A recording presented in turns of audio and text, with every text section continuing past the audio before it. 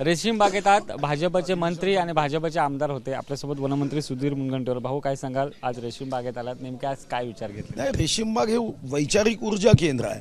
इथं आमदारांची अनेकदा इच्छा असते की आम्ही इथे यावं, मग एकाच दिवशी कार्यक्रमाच्या माध्यमातून जर सर्व आमदार आले तर त्यांची योग्य व्यवस्थाही करता येते आणि ऊर्जा केंद्र म्हणून जेव्हा येते तेव्हा संवाद साधता येतो। म्हणून आजचा कार्यक्रमाचा दिवस निवडला।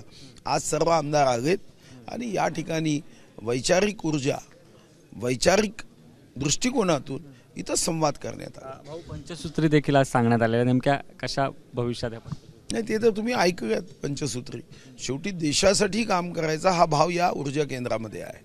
नमो मातृभूमी जिथे जन्मभूमी, नमो आर्यभूमी जिथे वाढगोमी, नमो पुण्यभूमी जिये चाच कामी, पडो देह माझा सदा ती नमी।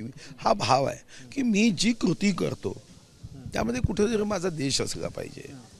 देहापासून देवाकडे जाताना मधात देश लागतो आणि देशाची सेवा करणं हे आमचं कर्तव्य आहे।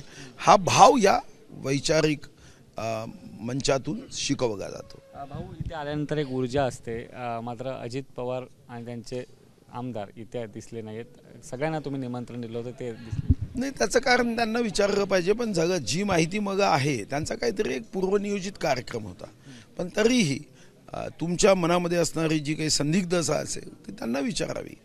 जातीय जनगणना जी आहे ती व्हायला नको असं देखील मत मांडण्यात आलेलं आहे। जातीय जनगणना कुठेच होत नाही। आपण ज्याला जातीय जनगणना म्हणतो ती जातीय जनगणना नाही, ती सोशो इकॉनॉमिक कास्ट सेन्सस आहे आणि ती या अगोदरही आपल्या देशात करण्यात आली आहे।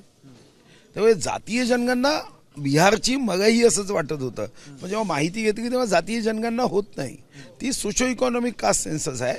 आणि महाराष्ट्राचे उपमुख्यमंत्री देवेंद्रजींनी सांगितलं आहे की बिहारचं जे सोशो इकॉनॉमिक कास्ट सेन्सस झालं त्या आधारावर आम्ही एकदा बिहारचा अभ्यास करून महाराष्ट्रातही विचार करू। जाती जनगणना झालीच नाही आहे।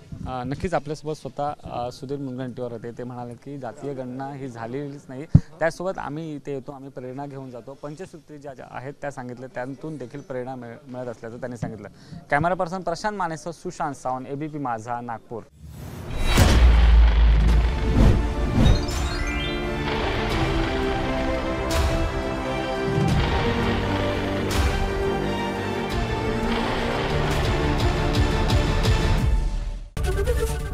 ABP माझा, उघडा डोळे बघा नीट।